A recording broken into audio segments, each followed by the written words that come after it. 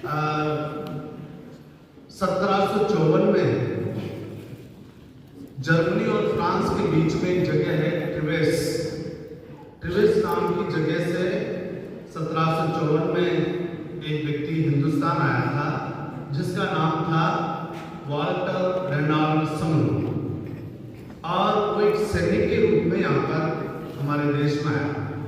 और हमारे देश में आने के बाद उन्होंने एक मजबूत सेना बनाई, सेना की टुकड़ी बनाई, और उनकी सेना की टुकड़ी काफी मजबूत थी। इसलिए जो हमारे लोकल किंग्स हुआ करते थे, लोकल राजा लोग होते थे, स्थानीय राजागण, जो आपस में लड़ाई झगड़ा चलता रहता था, युद्ध चलता रहता था, और वाल्टर रेनॉल्ड समरू की जो अच्छी सेना की टुकड़ी थी जिसमें अधिकतर यूरोपीय सैनिक थे, वो उनकी मदद किया करते थे। और एक बार इसी तरह से बंगाल के नवाब मीर कासिम ने उनको युद्ध में मदद करने के लिए बुलाया, और इस प्रकार वाल्टर रेनॉल्ड समरू की सेना एक बार उनको युद्ध में मदद करने बंगाल गई। और जब उनकी सेना को अच्छी जीत मिल गई तो बंगाल के नवाब मीर कासिम ने ये पूरा इलाका सहारनपुर से लेकर अलीगढ़ तक और गंगा यमुना के बीच का जितना भी इलाका है, ये सारा इलाका उनको गिफ्ट के रूप में, पुरस्कार के रूप में दे दिया।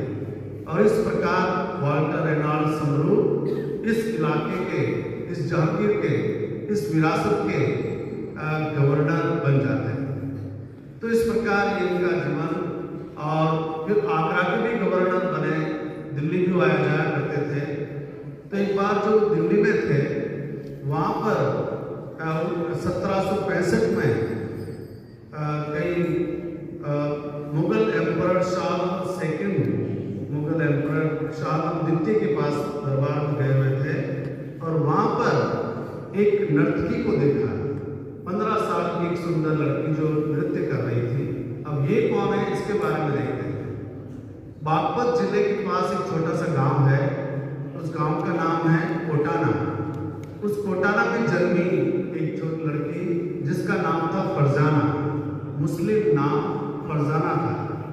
और उसके एक सौतेला भाई था जो उनको बहुत परेशान करता था, इसलिए मम्मी और बेटी दोनों मुगल एम्परर शाह आलम द्वितीय के दरबार में दिल्ली चले गए, और वहाँ पर वे नृत्य किया करती थी और मम्मी ढोलक बजाया करती थी।